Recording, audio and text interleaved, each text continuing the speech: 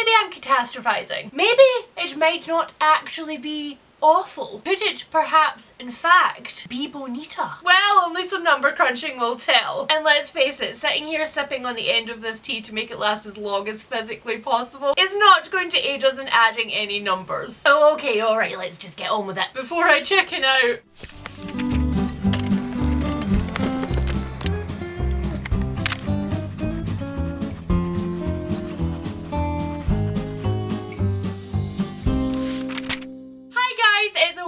And welcome back to a brand new video. You joined me here in Scotland on the stormiest day that we have had so far this year. There are red weather warnings for wind in my area and like electrical storms, which accounts, you know, for the lighting, but let's just hope the electricity doesn't fail us at any point during this video. If it did, I would consider it sabotage. And sabotaging at this point would not be very bonita, because as you will have gleaned from the title of this video, this is in fact my quarterly bingo board from hell update video. This year, instead of doing an update every time I haul books or do tops and bottoms, I am making these their own little dedicated videos, which helps everybody out there who, like me, is a massive statistics geek. The thing is, however, although I am a massive statistics geek, I am not very good at actually compiling the statistics. So if that is something that you and I have in common, then maybe the sponsor of today's video can help. Because today I'm working with the wonderful people at Brilliant. Brilliant is a fun learning app that helps you get smarter every single day. Every day that you log into Brilliant, you will be building on those brain cells with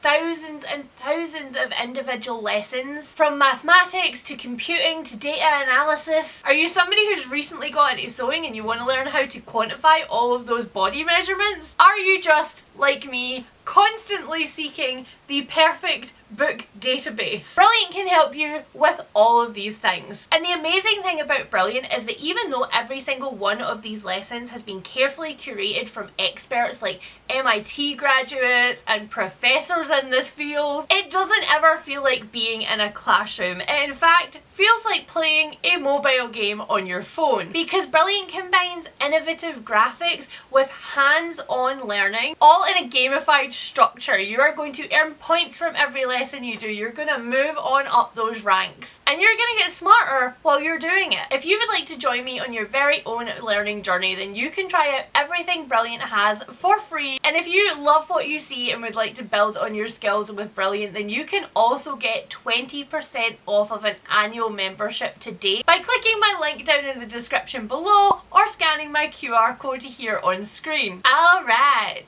it is time. Guess I'm just gonna have to skitch on over here so that we can make room for her. She is the it girl. She is the moment. There are quite a few new faces around these here parts, so if you are new to my bingo board from hell, then welcome. She's staring at you, ominously, just daring you to do it yourself. I started my bingo board from hell project 3 years ago. This is the third iteration of the board. It started as a way to hold myself accountable whilst also, you know, like gamifying my TBR so I didn't get bored. And it has since turned into both the joy of my life and a stick with which to beat myself. And really that is just like the two different parts of my personality out there out loud. So the last bingo board update went from January to March, and this bingo board update is going to be from April to the end of July. As it stands, here is what the board is looking like.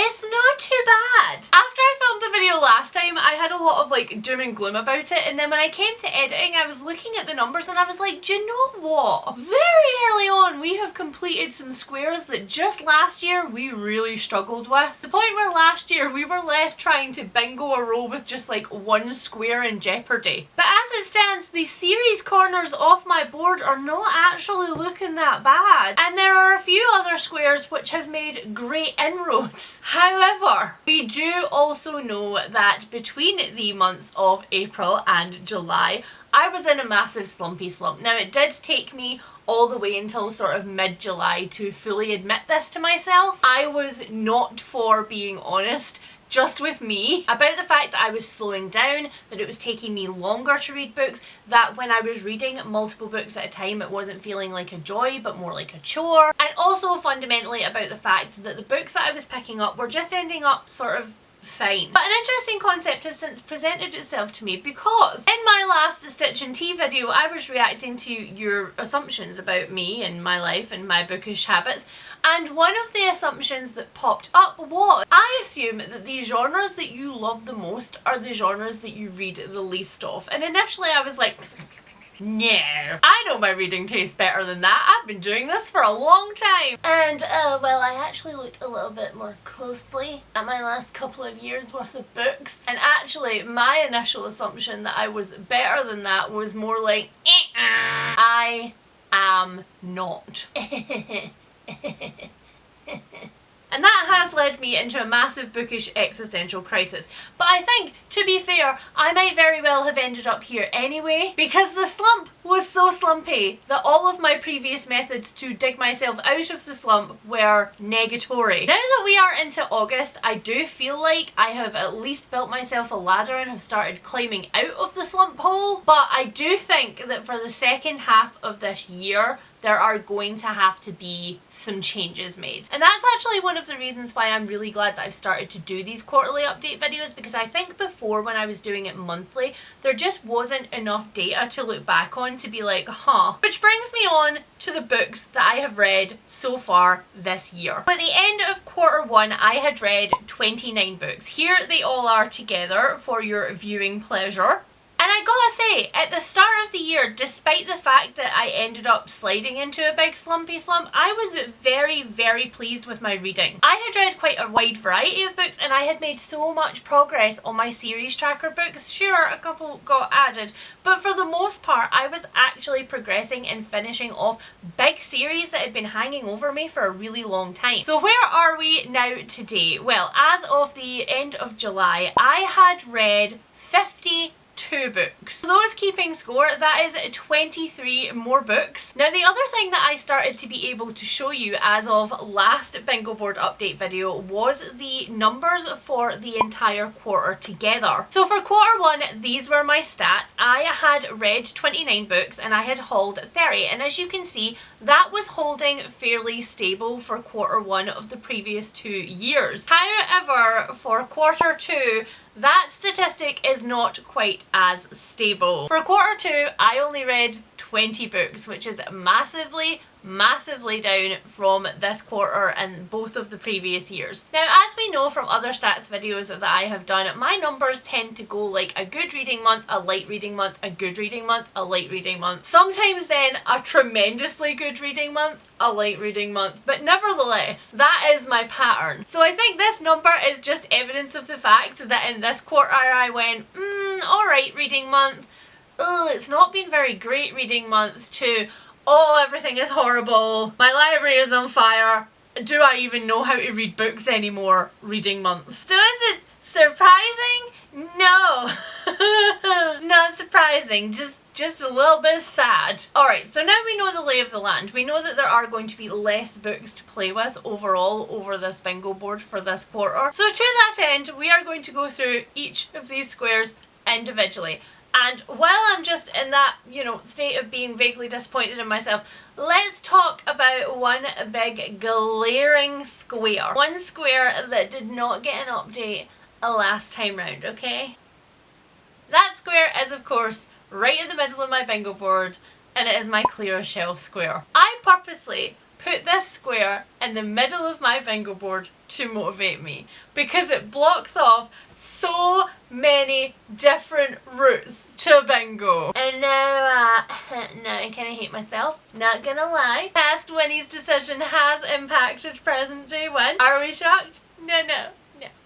Now, the clear shelf square was present on my 2024 bingo board, and I did in fact also fail it then. And I mostly put that down to the fact that it didn't get added until later on in the year, and that once I did, I was kind of indecisive about which shelf I was going to pick, and when I eventually did pick a shelf, I picked a massive shelf of unread hardback high fantasy. If I can overestimate my capacity to do anything at any kind of venue, I will. And just like last quarter, the reason that I haven't made any progress on this particular box has been a combination of indecision, and then once I realised that I was slumpy, not wanting to put that pressure on myself. But now I have put double the pressure on myself because I only have half of the year to decide what I'm going to do for this. So expect a video coming to you very, very soon wherein we pick this shelf in a much more decisive manner, we count all of the unread books on it, and we make a battle plan and some progress. But until then, this middle square is just a big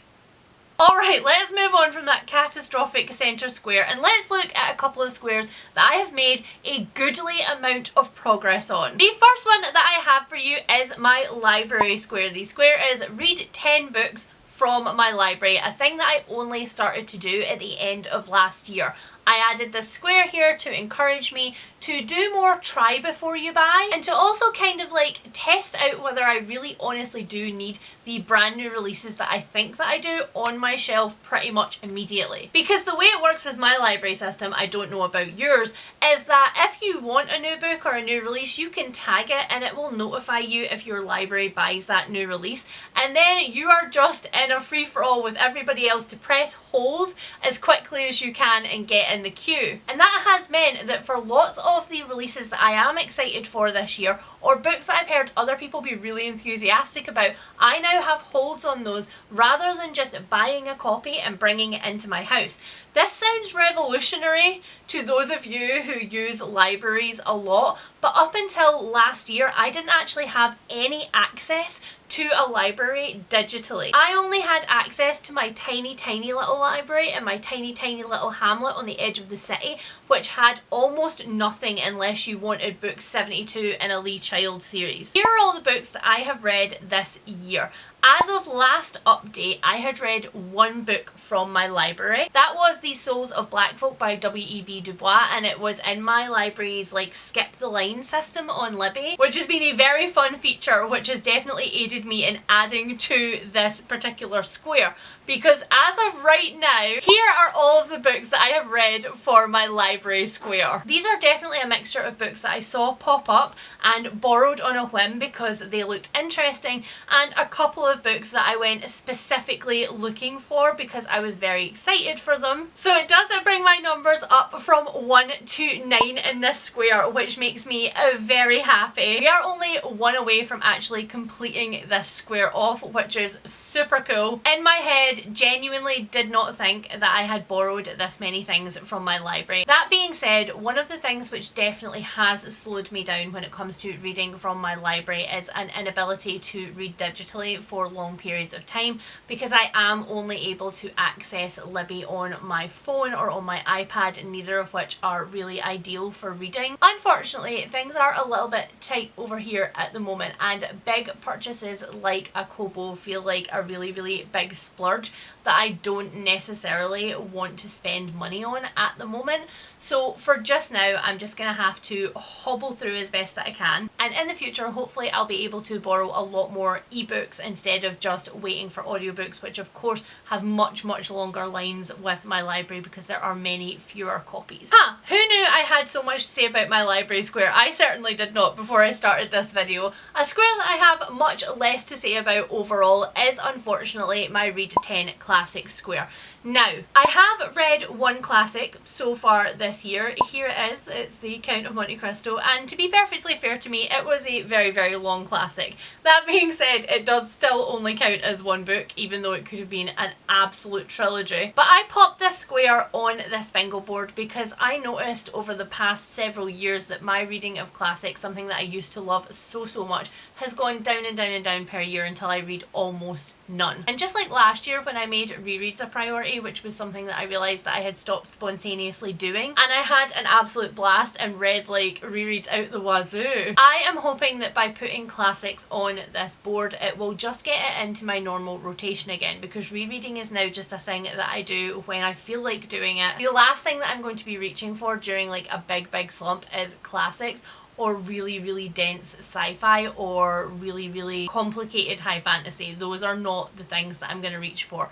So I haven't made any progress in this square. I also have realised that although I do not read seasonally at all, classics somehow seem to be a thing that I associate with winter in my head. So I'm hoping that this will be one of those squares that won't make much progress throughout the year, and then boom, will be just like finished by the end of the year. Next up, let's have a look at one of you guys' absolute favourite squares in the world and one of my absolute least favourite squares in the world, and that is my TBR Veterans Square. Last time around we were teetering on the edge. We were sitting on 9, and I am now very pleased to say that we have in fact completed off this square. We were sitting on 9 and we are now on 12. Here are all of the books that contributed to completing off this square, and the last one, my most recent read for this square, was Mrs. March, and I absolutely freaking loved it, which is giving me a lot of hope. It's giving me a lot of hope that the last book on this entire update was one that just worked for my soul, and I'm just kind of like crossing my fingers that that is in fact the energy that I am bringing into the rest of this year. Now I will say that although we have completed this one off, I have kind of lost a little bit of momentum on my TBR Veterans, because as you guys will have seen from the last few videos in the series of me chipping away at them, we have had so many duds, like so many duds, that it just made me question why I picked some of these books up in the first place, why I have held on to them for so long. A couple of you suggested that maybe the reason I had held on to them for so long was because I loved the idea of them, but deep down I knew that they weren't going to work for me. But another thing that you guys have pointed out to me quite a few times is that even though they are duds, I'm still clearing them off my shelves, so I'm still being successful, and it is still a good thing that I am getting rid of them. It's still a good process to do, even though I haven't been loving them. Oh, and I've just realised I've been talking about completing off squares and we haven't put like any little symbols in the corners of any of our squares to congratulate ourselves. Let's do that now. Let's give ourselves some snaps. Let's give ourselves our flowers for having done this. And also another thing that you will have noticed that is new for my bingo board this year is that every time I completed off a square I would add a symbol and then I would reset the number, but that just made it so much more difficult for me to keep track of between all of the updates that I was doing for you guys. So I have decided we're going to let the numbers roll, but we're just going to add the little symbols to just keep me accountable. Alright, so next up, the next square that I have been making some cracking progress on is my 30 audiobooks square. This is a square that has been on all of my bingo boards from hell so far, but I have upped the number every time. It was originally there because I had just got out of the habit of listening to audiobooks, but now I do so many more things with my hands. No pun intended. A little brain box right out of the gutter there. What I mean by that is that I am reopening my shop in September, so I am now physically making my fabric bookmarks again, as well as other products for that. And on top of that, I am knitting a lot more. I have finally this year got into baking a lot more, which was something that just went away from me last year for whatever reason. And because of this, I am listening more and more to audiobooks. So as of last update, we were sitting on 16 audiobooks. Here they all are again for you to see together. And now this time around, I can quite happily say that we have added many more, and we are now sitting on 29 audiobooks. The only thing that this has indicated to me is that maybe, just maybe, next year might be the time for audiobooks to come off of my bingo board from hell. As I've said, every time I have put together a new bingo board from hell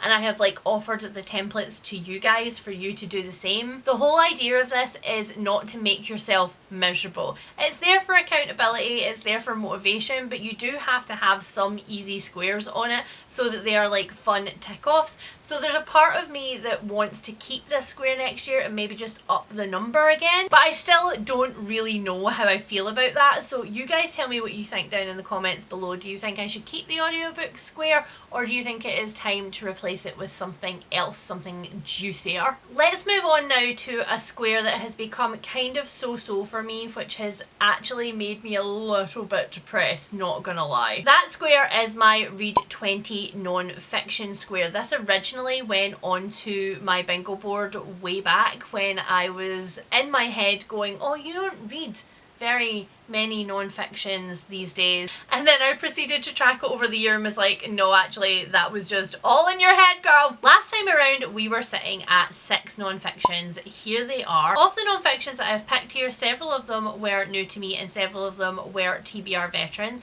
And they were incredibly variable in how much I loved them. And I definitely think that that has impacted me going into the second quarter of this year. Because while I have joyfully gone from 6 books to 13 books, again, here they are so you can see them all together. Once again, my enjoyment of these books has been very sort of up and down. It has left me feeling a little bit demotivated, particularly because my non-fiction shelves have like the highest turnover of any of my shelves in my library. I'm usually reading, clearing things out and replacing them at a fairly decent clip, and I don't know, something just feels like it has hit a roadblock, something feels like it's stagnated a little bit and I don't really know what to do about it. So I guess more updates on that in the future. Next up, delightfully, let's talk about 2 squares that are when to become one. They are intrinsically linked, they cannot be separated, and that is the 2 corners of my board, and that is my read 10 series tracker books and finish 5 series squares. Oh hey, rude, I haven't given my series square its like little completed symbol. Let's fix that. Look at me not giving credit where credit is due. The fact that I completed both of these squares off in quarter 1 has not stopped being boggling to me. I struggled so hard last year at progressing on series and finishing the series that I was for sure thinking that at least it was going to take me until the end of quarter 2 to finish one of them, let alone having finished both of them. But you will be pleased to know that I did not take that as tacit permission to just like slack off and not bother about them for the rest of the year. They are still massive, massive priorities for me. Okay, so as of last update, here were the books that I had read for my series tracker square. Let's now take a look at what we have added to this. And they definitely are progress, so let me take you through them just like category by category. There are, as you can see, 2 nostalgic rereads on here. One of them is the first book in the Anita Blake series by Laurel K. Hamilton. My lovely friend Helen and I were talking about how this series had originally got us massively into urban fantasy and how good some of those plots were and some of the twists were, but how bad some of the other stuff was in those books. And so we decided that we were going to start a nostalgic reread. Either way, I had a blast rereading the first one, despite the fact that there's a lot of stuff in it which is like, oh. So that series has ended up, because of that, on my active series tracker. That is one that I now have to add back, even though it was like completed for me, and I now am going to be reading back through it. On the other hand, the other one that we can see here is the first book in the Faraway Tree series by Enid Blyton. This one was completely a nostalgic read, but it was definitely like a one-off nostalgic reread. I am not adding this series onto my series tracker at all. Next up, of course, we have Sunrise on the Reaping. Now, as I said in my series tracker video last time around, I had read the original trilogy of the Hunger Games back in the day, absolutely loved it. I have reread the first Hunger Games book several times, but my enjoyment of the series goes down per book, and so I had absolutely no plans at all in reading the Snow Apology book. I've forgotten the name of it. But when a Haymitch book came out, well, that changed my tune entirely. So this series is now on my series tracker and off again, I guess. It's completed again. Will I consider in the future reading Songbirds and Snakes? Maybe. I know that there's a lot of little like hints and lore in Sunrise that I missed out on because it was like linked to Songbirds and Snakes, but I really, really deeply do not care about reading about snow. So I think probably that's going to be a no from me. Next up, to everybody's shock and surprise, I actually finally picked up the second book in the Shadow and Bone series. I had this hanging around on my series tracker for such a long time. These were not books that I read back in the day. I completely missed the first wave of everybody being super excited about these and came to them much, much later. And when I did come to them and tell everybody that I was reading the first book in this trilogy, on a vlog or a TBR or something, I got inundated with spoilers. I just didn't know what to do with myself, and I didn't know whether I was going to finish this series or not. So I left it on the bottom of my fantasy shelves because I have them physically, and I was like, maybe I'll come back to them. And when I was cycling through easy wins that I could potentially have when I was slumpy, I thought, I'll maybe pick that one up. And I read it, and you know what? I really enjoyed it. So I am going to continue on with that series, and hopefully I'll finish that trilogy at least off. I still have Six of Crows and Crooked Kingdom. I still have those two books on my shelves as well. So we'll see if I get to them or not this year. And as you can see, the other series that is on this slide is, of course, the second and the third book in the Percy Jackson series. Last time I updated my series tracker, I told you guys that I had finished, of course, Percy Jackson and the Olympian series, the first 5 books, but I had never ever finished reading the second 5 books. And of course, now we are getting new books in this series, which I do want to read because we are back with some of our faves. They definitely, again, have helped with the slump. Fun rereads have been definitely like building rungs on that ladder to get me out of the slump hole. Next up, sadly, we have a middle grade series that went on and straight back off my series tracker. This was one that was very highly recommended to me. I was asking earlier on this year for like middle grade recommendations because I miss the magic of middle grade, but I just don't seem to be finding anything that's really hitting that sweet spot that's making me think like, yeah, I could definitely get obsessed with this series and carry on with it. And this was one of the books that was recommended to me, and it popped up again in the skip the line for my library, so I grabbed it straight away. But again, it just didn't really work for me. And then next up in that category of adding new series to my series tracker, we have The Witching Hour by Anne Rice, which is the first in the Mayfair Witches series. And as you might have heard in my tops and bottoms so far this year video, I don't know what I'm doing with this. This has both all of the best things and all of the worst things about Anne Rice's writing. Again, I'm a Anne Rice fan from way back in the day. I have read the Vampire Chronicles series, and I knew what I was getting into with this one, and I knew the issues and the pitfalls that there were gonna be, but I did it anyway. And now that I've done it, I'm like, oh, do I DNF this series knowing that there's more of this coming?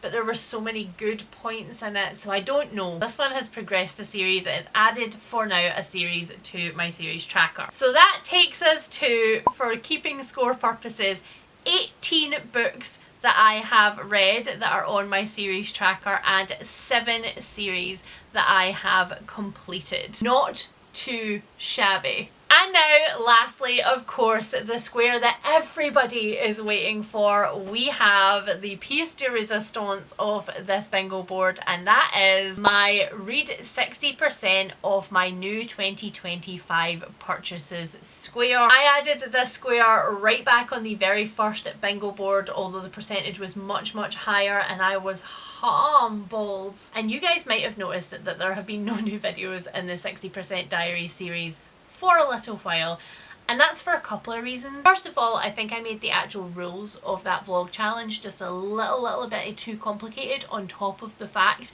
that I am trying to read all of the other things for this bingo board. And for 2, I just haven't read that many books from my 60%. Last time around we updated this, I was sitting at 16%. I had hauled 30 books, I think, and I had read 5 at the time. So it wasn't a lot, not a lot of progress, but it was the start of the year, and so I wasn't too tremendously worried. But let's look back at those statistics for Q2 that we looked at the start of the video, because the bottom line was suspiciously empty. As you can see, in Q2 of 2023, I hauled 37 books, and in Q2 of 2024, I hauled 42 books. But for Q2 of 2025, I have only hauled 15 books. This is an astronomical difference, and there are a couple of reasons for this. First off, like I said,